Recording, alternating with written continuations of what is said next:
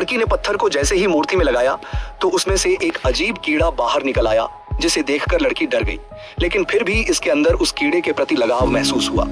तभी इसकी माँ ने उसे बुला लिया, लेकिन रात होने पर लड़की ने देखा कि वह कीड़ा उसका पीछा करते हुए उसके घर तक पहुंच गया है।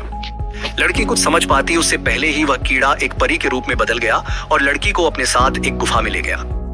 वहां जाने पर लड़की एक अजीब परी को देखकर डर गई।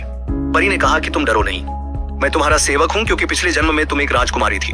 जब लड़की को उसकी बातों पर भरोसा नहीं हुआ तो परी ने कहा कि तुम अपने कंधे पर देखो, एक चांद का निशान बना होगा, और यदि तुम्हें वापस से राज्य में लौटना है तो पूर्णिमा की रात से पहले 3 काम करने होंगे, और एक जादुई किताब दिया और कहा कि यह तुम्हारी मदद करेगी।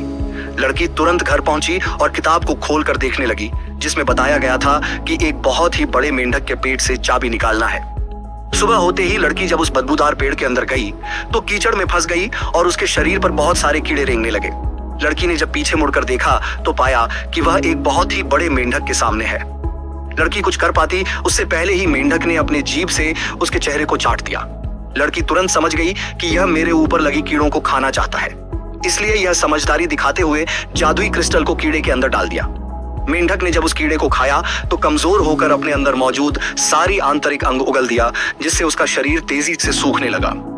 इस मौके का फायदा उठाकर लड़की ने तुरंत उस बदबूदार लिक्विड से चाबी को निकाल लिया, जिसके बाद उस परी ने इसे दूसरा चाबी ढूंढने के लिए एक जादुई चाक और रेत खड़ी।